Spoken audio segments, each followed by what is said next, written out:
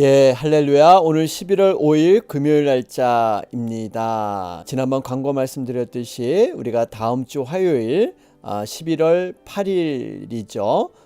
우리 현장 새벽 예배가 진행될 예정에 있습니다. 본당에서 우리가 6시에 진행이 되게 됩니다. 여러분 위하여 함께 기도해 주시고 함께 또 새롭게 참여해 주시기 바랍니다. 오늘 본문 말씀 욥기 19장 1절에서 20절 말씀 함께 보도록 하겠습니다. 욥이 대답하여 이르되 너희가 내 마음을 괴롭히며 말로 나를 짓부수기를 어느 때까지 하겠느냐. 너희가 10번이나 나를 학대하고도 부끄러워 아니하는구나.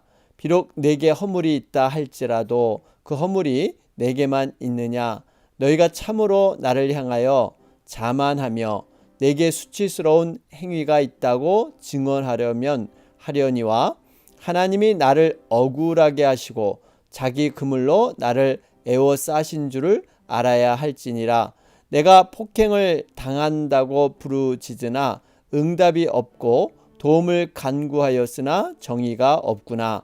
그가 내 길을 막아 지나가지 못하게 하시고 내 앞길에 어두움을 두셨으며 나의 영광을 거두어 가시며 나의 관모를 머리에서 벗기시고 사면으로 나를 헐으시니 나는 죽었구나. 내 희망을 나무 뽑듯 뽑으시고 나를 향하여 진노하시고 원수같이 보시는구나. 그 군대가 일제히 나와서 길을 도두고 나를 치며 내 장막을 둘러 진을 쳤구나. 나의 형제들이 나를 멀리 떠나게 하시니 나를 아는 모든 사람이 내게 낯선 사람이 되었구나. 내 친척은 나를 버렸으며 가까운 친지들은 나를 잊었구나.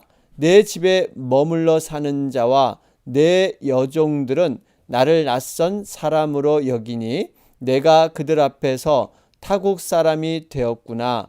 내가 내 종을 불러도 대답하지 아니하니 내 입으로 그에게 간청하여야 하겠구나. 내 아내도 내 숨결을 싫어하며 내 허리에 자식들도 나를 가련하게 여기는구나. 어린아이들까지도 나를 업신여기고 내가 일어나면 나를 조롱하는구나. 나의 가까운 친구들이 나를 미워하며 내가 사랑하는 사람들이 돌이켜 나의 원수가 되었구나. 내 피부와 살이 뼈에 붙었고 남은 것은 겨우 잇몸뿐이로구나. 아멘. 욥기 18장 19장 살펴보는 가운데 있죠. 여러분 18장 19장은 빌닷이 2차 변론을 고백하는 그러한 내용들입니다. 특별히 18장은 빌닷의 2차 변론이 중점이 되어 있고요. 19장은 이 빌닷의 변론에 대해서 욥의 답변이 기록되어 있습니다. 오늘 말씀은 바로 욥의 답변이 기록된 내용입니다. 자, 오늘 말씀 우리가 구체적으로 보면요. 우리가 2절과 3절 말씀을 보니까 너희가 내 마음을 괴롭히며 말로 나를 짓부수기를 어느 때까지 하겠느냐. 너희가 10번이나 나를 학대하고도 부끄러워 아니하는구나. 여러분 이 말씀을 보면 얼마나 욥이 친구들의 그 말들로 인해서 깊은 내면의 상처가 깊었는가 하는 것을 볼 수가 있습니다. 마치 나를 짓부수기를 어느 때까지 하겠느냐. 그러니까 나의 마음을 산산이 조각내는 이러한 고통을 언제까지 너희들이 주겠느냐 이렇게 하소연하는 장면이죠. 특별히 3절에 너희가 10번이나 나를 학대했다. 여러분 이 10번은 단순한 숫자를 의미하지 않습니다. 여러분 손으로 표시할 수 있는 표현할 수 있는 최대의 숫자가 바로 10손가락 10번이죠. 이 의미는 수많은 그러한 고통의 말들, 그러한 고통의 그러한 여러 가지 얘기들을 나를 힘들게 했다 하는 그러한 욥의 고백이 있습니다. 여러분 이걸 생각해 보면 지금 욥의 친구들 자체가 악한 자들이냐? 그렇지는 않습니다. 여러분 원래 욥의 친구들은 정말 사랑하는 친구들의 관계였죠. 그래서 욥이 재앙을 당했다는 소식을 듣고 만사를 제쳐두고 그 먼 곳에서 한 걸음으로 달려왔던 자들입니다. 그런데 그들이 오히려 이 욥에게는 여러 가지 비난의 소리만 하게 되는 결과를 낳게 되었습니다. 또 여러분, 욥이 뭐 이렇게 완악하거나 교만해서 친구들의 충고를 일방적으로 멸시하느냐? 여러분, 그렇지는 않죠. 욥에게 과연 문제가 있을까요? 아닙니다. 분명한 문제는 욥의 친구들에게 있었습니다. 성경은 그 이유를 욥의 고난이 상상하지 못하는 극심한 고난이었다, 이 이유였다, 2장 13절에 밝히고 있죠.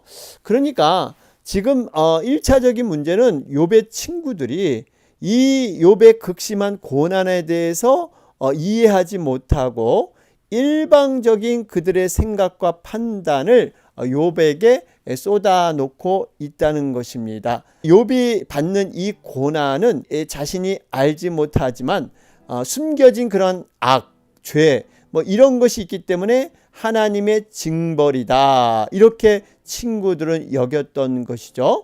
분명히 그러니까 욥이 잘못하고 있는데 그것을 위로하면은 같이 그러한 죄를 짓는 듯한 뭐 이런 느낌을 친구들은 갖고 있었던 것입니다. 그래서 욥의 친구들은 사실 내면적으로 보면요, 이렇게 불경건한 욥을 책망하지 않게 되면 자신들도 욥의 죄악에 동조하거나 그 죄를 용납하는 것으로 간주하는 뭐 이런 생각이 있기 때문에 이것이 하나님으로부터 징벌을 받을 수 있다, 뭐 이런 생각을 갖고 있었던 것 같습니다. 그래서 계속해서 욥의 잘못을 질타하고 들춰내려고 하는 이런 친구들의 모습, 여러분, 우리가 여기서 한 가지 깨닫게 되는 교훈은요, 결국 우리가 죄 가운데 있는 사람을 정죄만 해서는 안 된다는 것입니다. 분명히 죄 가운데 있는 사람이라도 긍휼의 마음으로 대해야 된다는 것이죠. 물론 이것은 죄를 용납하고 그냥 죄를 간과하는 것, 모른 척하고 넘어가라, 이런 얘기는 아닙니다. 여러분, 죄에 대해서는 분명히 그것이 회개해서 하나님 앞에 온전히 돌이킬 수 있도록 돕는 것도 바로 우리들의 의무가 되고 있죠. 그러나 죄인에 대해서는 우리가 정죄하고 판단해서는 안 됩니다. 그 죄에 대해서는 분명히 우리가 깨어서 구분하지만 또 죄인과는 우리가 또 다르게 대해야 된다는 것이죠. 여러분, 죄인을 정죄할 권한은 우리가 있는 것이 아니라 하나님께 있다는 것이죠. 그래서 우리는 죄에 대한 경계는 늘 깨어서 우리는 반드시 이것을 조심히 다뤄야 하는데, 죄인에 대해서는 어쨌든 사랑하는 마음으로 우리가 세워야 된다라는 것을 볼 수가 있습니다. 자, 그러면서 5절 말씀을 보면 너희가 참으로 나를 향하여 자만하며 내게 수치스러운 행위가 있다고 증언하려면 하려니와. 그래요, 욥의 친구들이 욥을 보면서 자만했다 그래요. 그리고 이런 수치스러운 행위가 욥에게 있다, 이런 얘기를 했다고 합니다. 여러분, 이 자만한다는 것은 무슨 의미가 있을까요? 그러니까 욥은 지금 뭔가 죄 때문에, 악 때문에 이런 고난을 지금 당하고 있고, 자신들은 지금 고난이 없는 이유는 뭔가 하나님 앞에서 경건하고 뭔가 참된 신앙을 갖고 있기 때문에 하나님께서 우리들은 치지 않고 욥만 이렇게 고통으로 치고 계신다, 뭐 이러한 자만이, 교만이 그들에게 있었던 것을 우리는 알 수가 있습니다. 여러분, 심리학자들에 의하면 남을 흉을 보는 그 심리적인 내면에는요, 나는 그들과 다르다, 특별히 집단적으로 뭔가 이렇게 수근수근하면서 함께 흉을 보는 건 나는 그것과 다르다 하는 이러한 태도가 있다고 합니다. 결국 빌닷이 주장하는 것은요, 자신은 의가 있고 지금 고난에 빠진 그러한 욥은 잘못이 된 이러한 모습이다라는 생각이 깔려 있다는 것입니다.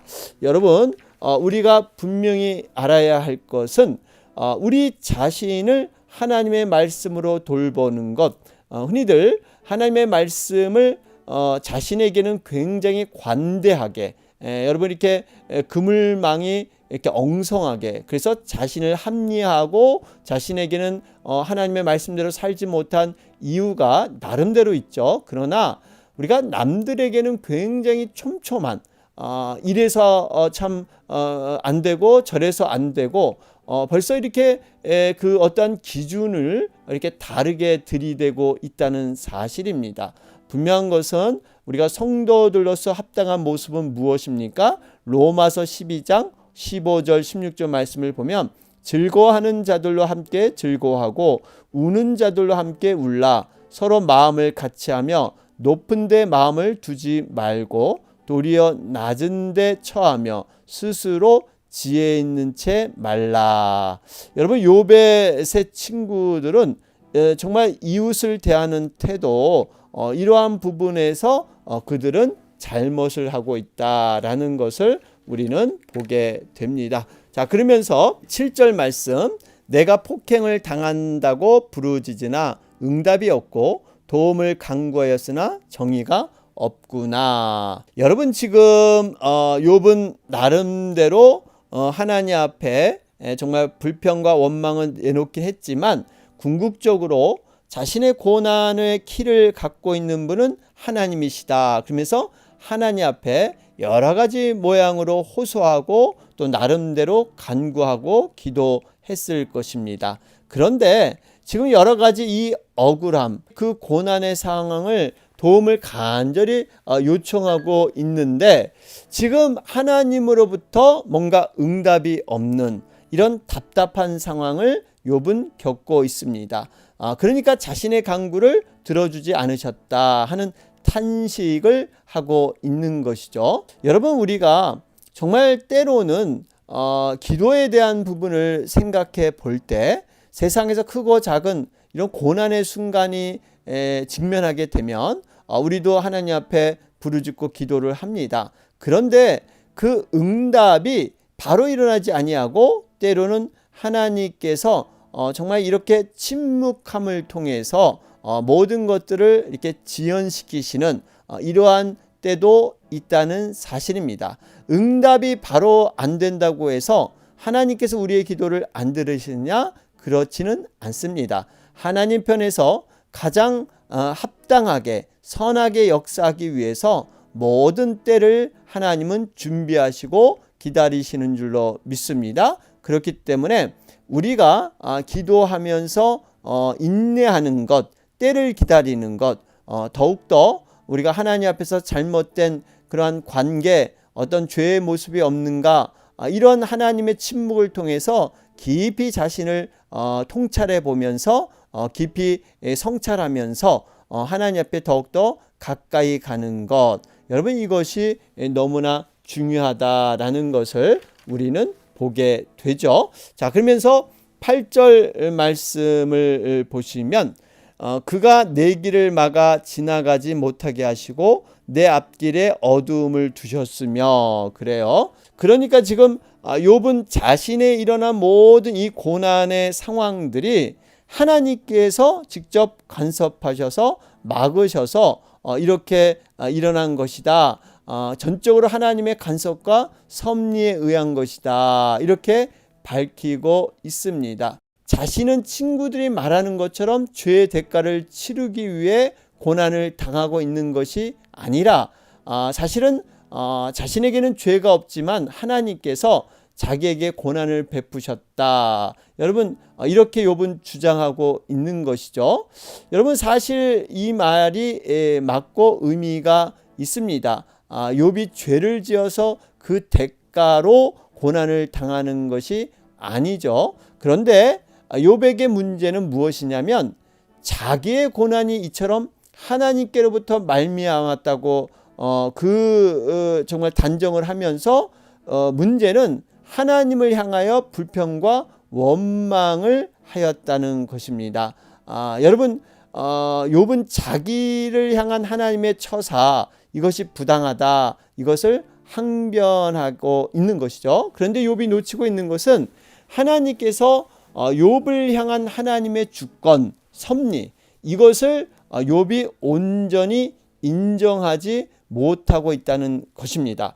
여러분, 섭리는 우리가 모든 것이 좋은 것만 있는 것이 아닙니다. 하나님께서는 우리의 인생을 이렇게 형통의 날로만 하는 것이 아니라 곤고의 날을 함께 이렇게 맞추셔서, 그러나 터부의 하나님이십니다. 궁극적으로 하나님은 우리의 인생을 아름답고 선하게 만드시는 그러한 하나님인 줄로 믿습니다. 그래서 우리가 하나님의 주권, 하나님의 섭리하면 우리가 어떤 이의를 제기하고 여기에 대해서 불평과 원망을 할 수가 없습니다. 왜 그럴까요? 바울은 토기장의 비유를 통해서 하나님의 행사에 대해서 인간은 아무런 이의도 제기할 수 없다 하는 것을 분명히 로마서 9장에 밝힌 바가 있습니다. 그래서 우리는 범사에 감사하라, 분명히 바울은 데살로니가 전서 5장에서 말하고 있죠. 범사라는 것은 이렇게 축복, 형통할 때만 감사할 것이 아니라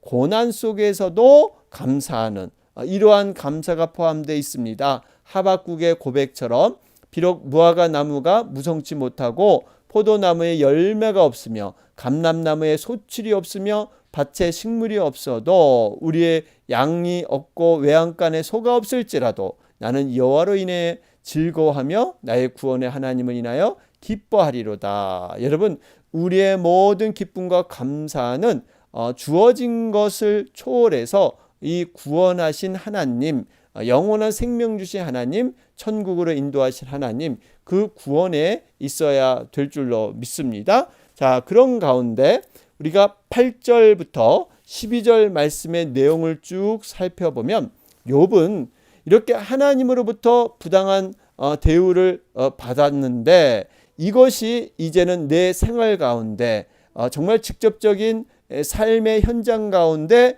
자신이 겪고 있는 고난의 원인, 이 모든 것들이 하나님께 있다, 그 부당함을 지금 얘기하고 있죠. 여러분, 여기 보면 이렇게 욥이 하나님 앞에 여러 가지 믿음에 대한 이의를 제기하고 있는데요. 여기에서 중요한 것은 이것이 모든 것이 단순히 하나님의 섭리 안에서만 이루어진 것이냐, 이 사단의 계략, 이 안에 분명히 사단의 계략이 있었죠. 하나님께서 사단이 이렇게 허락해서 사단이 욥을 시험하는 이러한 것들이 포함되어 있습니다. 그러니까 여러분, 욥은 정말 이 불평하는 이러한 가운데서도 하나님 앞에 믿음을 잃지 않겠다고 그는 다짐을 했지만, 그가 부족한 것은 이 모든 것들이 하나님의 책임, 하나님의 부당함으로 돌릴 것이 아니라 이 안에 분명히 하나님을 적대시하는 이 사단의 이러한 움직임, 사단의 계략, 이런 것들을 발견하지 못했던 것이 욥의 한계였다라는 것을 우리는 알 수가 있습니다. 그만큼 우리는 사단의 공격에 대해서 우리가 연약한 존재이기 때문에 이렇게 넘어질 수밖에 없는데, 그럼에도 불구하고 이 사단의 계략을 벗어나게 하신 그런 예수 그리스도 주님의 능력 분명히 있기 때문에 우리는 어찌하든지 끊임없는 하나님과의 관계, 믿음을 통해서 우리는 이것을 영적 싸움으로 생각하고 싸워 나가야 된다는 것입니다. 그래서 우리가 무슨 일을 결정할 때마다 여러분, 하나님이 기뻐하는 게 뭐고 또 이것을 통해서 사단이 기뻐하는 것, 이것이 뭔가를 우리는 분명히 깨달을 수가 있습니다. 어찌하든지 하나님이 기뻐하는 모습으로 우리는 세워가야 될 줄로 믿습니다. 바로 가룟 유다와 베드로, 어떻게 보면 대조되고 비교되는 그러한 모습이죠. 가룟 유다는 영원히 신앙의 실패로 멸망에 이뤘지만요, 베드로는 비록 주님을 3번씩이나 부인하는 실패를 경험했지만 신앙의 부단한 노력으로 하나님의 은혜를 붙들고 회복했던 자가 베드로입니다. 우리가 싸우는 병기는 육체에 속한 것이 아니죠. 오직 하나님 앞에서 견고한 진을 파하는 강력이라 그랬습니다. 여러분, 그래서 우리가 모든 것을 보실 때 단순히 눈에 드러나는 현상, 상황, 이것으로 결론 내서는 안 되고요. 더 깊은 의미로 정말 이 사단의 움직임, 또 하나님께서 원하심, 그러면서 이 모든 것을 통틀어서 합력하여 선우이시는 하나님의 정말 이끄심, 이러한 것들을 바라보면서 여러분 우리는 기도하며 나가야 될 줄로 믿습니다. 자, 그러면서 13절 말씀부터 19절 말씀을 보시면 여기에 지금 욥이 하나님으로부터 여러 가지 어려움을 당하니까 이제 살아가는 인간관계에서도 그가 어려움이 있고 상상할 수 없는 모욕, 이러한 것들이 나에게 주어졌다, 이러한 고백을 하고 있죠. 여기에는 이 욥의 형제들, 친척들, 가까운 친구들뿐만 아니라 그가 부리던 종들, 같은 이러한 동포들, 심지어는 이렇게 시장거리의 어린아이들까지 포함되어 있습니다. 결국 과거의 모습과는 영 딴판으로 반대적인 모습으로 이웃들이 자신을 대하는 것. 인간은 사회적인 동물이라고 하지 않습니까? 이 사회의 관계를 떠나서 사는 것 너무 힘든 것입니다. 그래서 요즘 이렇게 왕따라는 말 참 사회적인 이슈로 떠오르고 있는데요. 예전에 이 로빈슨 크로스라는 사람 무인도에 던져지게 되는데, 사실 무인도에 살아가는데 부족함이 없이 모든 것이 갖춰져 있었습니다. 그런데 중요한 것은 이 로빈슨 크로스는 자기가 혼자라는 이 소외감, 이 고독감, 이것 때문에 정말 살기가 힘들었던 것이죠.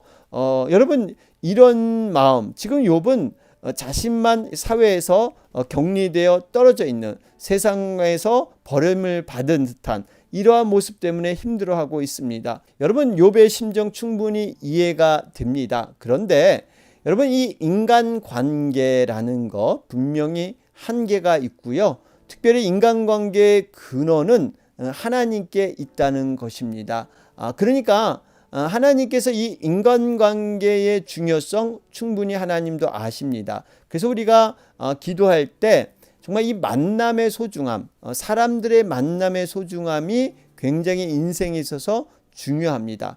그 만남이란 부분은 하나님께서 인도하시는, 또 하나님 앞에 간절히 기도하면서 맡겨야 되는 이런 부분이 있습니다. 여러분, 우리의 있는 여러 가지 인간관계도 하나님과의 깊은 관계 속에서 제대로 일어나며 정말 하나님을 사랑하듯이 이웃을 사랑하라, 그러한 말씀이 온전히 이루어지게 되는 것이죠. 이웃사랑의 모든 출발과 근원은 우리에게 있지 않습니다. 하나님으로부터 충만한 사랑을 공급받을 때, 하나님과의 관계가 충만해질 때 이웃과의 관계도 회복된다는 사실, 우리가 늘 기억하면서 먼저 하나님과의 관계, 이것을 우리가 견고히 하기 위해서 우리는 힘써야 된다라는 거 깨닫게 됩니다. 자, 오늘 말씀 정리해 보면 고난의 때에 더해지는 내적 상처와 소외감, 우리 다시 한번 말씀을 적용하시면서 기도로 나아가기 원합니다.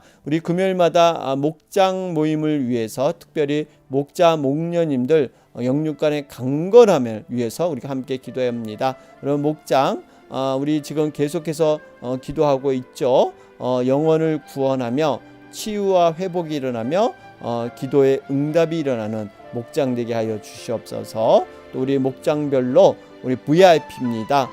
죽어가는 영혼들, 방황하는 영혼들, 우리가 잘 기도하면서 기회와 때에 목장으로 초청할 수 있도록 위에서 계속해서 기도해 주시기 바랍니다. 다 같이 기도 드리겠습니다.